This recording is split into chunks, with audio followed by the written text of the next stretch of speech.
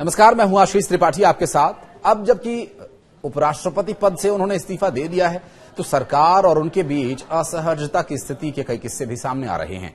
इनमें उनकी ओर से अप्रैल में भारत आए अमेरिकी उपराष्ट्रपति जेडी वेंस से बैठक कराने की जिद और किसानों के मुद्दे पर सार्वजनिक मंच पर कृषि मंत्री शिवराज सिंह चौहान को सुनाई गई खरी खरी जैसी घटनाओं का जिक्र किया जा रहा है। राष्ट्रपति भवन के सूत्रों के मुताबिक सोमवार को धनखड़ करीब 8:30 बजे अचानक राष्ट्रपति भवन पहुंच गए और उन्होंने राष्ट्रपति से मिलने का समय नहीं लिया था और उनके अचानक वहां पहुंच जाने से अफरा तफरी का सा माहौल था। अधिकारियों ने तत्काल इसकी सूचना राष्ट्रपति को दी और उन्हें ऐसे में राष्ट्रपति से मिलने के लिए करीब आधे घंटे तक इंतजार भी करना पड़ा। अब इस मुलाकात में धनखड़ ने तत्काल राष्ट्रपति को अपना इस्तीफा सौंपा और जब तक कुछ वो समझ पाता, जानकारी सोशल मीडिया पर सार्वजनिक हो गई।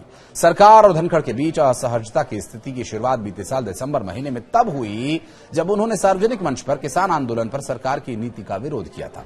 कृषि मंत्री शिवराज सिंह चौहान की उपस्थिति में उन्होंने केंद्र सरकार को निशाने पर लिया था और तब उन्होंने कहा था कि कृषि मंत्री जी, आपका एक एक पल भारी है। मुझे बताइए कि क्या सरकार ने किसानों से कोई वादा किया था? अगर किया था तो उसे पूरा क्यों नहीं किया गया?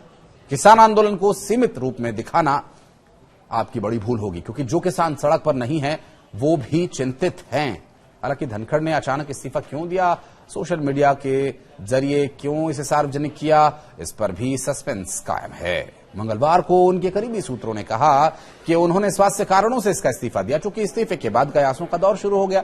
विपक्ष ने आरोप लगाया कि सरकार पर अब इस बात को लेकर आरोप है कि उन्होंने दबाव बनाया, इसलिए यह इस्तीफा हुआ। इसलिए प्रधानमंत्री नरेंद्र मोदी ने इस प्रकरण के कई घंटों बाद सोशल मीडिया के जरिए उनके बेहतर स्वास्थ्य की कामना की, जिससे यह संदेश न जाए कि धनखड़ ने किसी दबाव में इस्तीफा दिया। सूत्रों के मुताबिक अब कार्यवाहक सभापति हरिवंश राज्यसभा में महाभियोग के नोटिस पर फैसला लेंगे। क्योंकि लोकसभा में सभी पक्षों के 152 सांसदों ने इसे आशय का नोटिस दिया है और ऐसे में सरकार सदन में महाभियोग की प्रक्रिया को आगे बढ़ा सकती है। हालांकि अब विपक्ष क्या रुख रखेगा अपना और क्या वो रखता है, इस पर अपना पक्ष ये देखने का विषय होगा और ये भी देखना दिलचस्प होगा। अगर प्रक्रिया राज्यसभा में शुरू हुई तो इस मामले का सारा श्रेय विपक्ष ले लेगा और अगला उपराष्ट्रपति कैसे, कितने समय के लिए चुना जाएगा, ये भी एक अहम सवाल है जिसका अब आपको जवाब देने की कोशिश करेंगे। कौन कौन उम्मीदवारी कर सकता है, इस तरह के तमाम सवाल हैं जिनके जवाब जानने की कोशिश करते हैं। तो आइए बताते हैं आपको कि क्या प्रोसेस है इसका। दरअसल संविधान में कार्यवाहक उपराष्ट्रपति का प्रावधान नहीं है। हालांकि उपराष्ट्रपति राज्यसभा के सभापति जरूर होते हैं और पदेन सभापति होने के नाते ऐसे में उपसभापति उनकी मौजूदगी में तो वो काम करते हैं, लेकिन गैर मौजूदगी में ये जिम्मेदारी संभालेंगे। फिलहाल उपसभापति हरिवंश नारायण सिंह हैं, तो ऐसे में सदन उनकी निगरानी में ही चलेगा। संविधान के मुताबिक राष्ट्रपति पद के लिए 6 महीने के अंदर चुनाव करवाना होता है, तो वहीं उपराष्ट्रपति पद 60 दिन के भीतर भरना जरूरी है। यहां यह जान लेना भी जरूरी है कि अगर उपराष्ट्रपति अपना कार्यकाल पूरा कर लेते हैं, ऐसे समय में 60 दिन की डेडलाइन है और अगर बीच में ही इस्तीफा दिया जाता है तो उसकी कोई समय सीमा तय नहीं है। चुनाव की घोषणा चुनाव आयोग करता है। यह चुनाव राष्ट्रपति और उपराष्ट्रपति चुनाव अधिनियम 1952 के तहत आयोजित किया जाता है। परंपरा के मुताबिक संसद के किसी भी सदन के महासचिव को बारी बारी से निर्वाचन अधिकारी नियुक्त किया जाता है। हालांकि अब उन नामों की चर्चा करते हैं जो इस दौड़ में आगे चल रहे हैं। मनोज सिन्हा जो फिलहाल जम्मू कश्मीर के उपराज्यपाल हैं, इनका भी नाम चर्चा में है।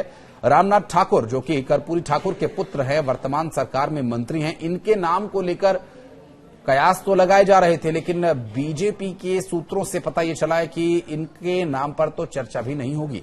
भारत रत्न जननायक कर्पूरी ठाकुर के बेटे हैं और इसके अलावा कुछ और जो नाम हैं, जिसमें एक बड़ी और खबर वो भी आई, वो भी आपको बताएंगे। लेकिन रामनाथ ठाकुर जो कि राज्यसभा के सांसद भी हैं बीजेपि की तरफ से, और बिहार से एक नाम और भी चर्चा में है, लेकिन अब उसके इस बड़ी खबर के आने के बाद कयास खत्म होते समझे जा रहे हैं। राजनाथ सिंह जो कि देश के रक्षा मंत्री है, घनश्याम तिवाड़ी, अर्जुन राम मेघवाल, वसुंधरा राजे, हरिवंश नारायण सिंह, गुलाब चंद कटारिया, और इस बीच एक बड़ी खबर वो ये आ रही है कि अगला उपराष्ट्रपति भी बीजेपी से ही होगा और इसके लिए एनडीए के सभी दल एकजुट है। प्रधानमंत्री नरेंद्र मोदी के वापस लौटने के लिए इंतजार हो रहा है और उसके बाद इस पर चर्चा होगी और उम्मीदवार का नाम घोषित हो सकता है। रामनाथ ठाकुर पर अटकलें बेबुनियाद कही जा रही हैं, सूत्रों के हवाले से आ रही खबर। इससे पहले ये नाम चर्चा में चल रहे थे, कुछ और नाम चर्चा में में थे जो कि बीजेपी से नहीं थे, लेकिन अब जो सूत्रों के हवाले से जानकारी मिल रही वो ये कि अगला उपराष्ट्रपति भी बीजेपी से ही होगा। और अब देखना यह होगा कि अगला उपराष्ट्रपति कौन होता है। भारतीय जनता पार्टी के द्वारा सूत्रों के मुताबिक ये जो जानकारी मिल रही है जिसमें बताया जा रहा है कि उपराष्ट्रपति पद को भरने के लिए भारतीय जनता पार्टी का ही कोई नेता कार्यकर्ता इस पद के लिए चुना जा सकता है। प्रधानमंत्री नरेंद्र मोदी जो कि अभी विदेश दौरे पर हैं, जब वे भारत वापस लौटेंगे तो इस पर निर्णय लिया जाएगा कि उपराष्ट्रपति पद के लिए किसे चुना जाए। तो प्रधानमंत्री नरेंद्र मोदी के भारत वापस लौटने तक अब इस पर जो कयास लगाए जा रहे थे, जो अटकलें चल रही थी, संभवतः उसे विराम देने के लिए भी यह घोषणा हो सकती है या फिर वाकई अगला उपराष्ट्रपति बीजेपी से ही होगा। इस बारे में अगर आप कुछ कहना चाहते हैं तो कमेंट सेक्शन में आपका स्वागत है। आइए और बताइए क्या लगता है आपको। धन्यवाद।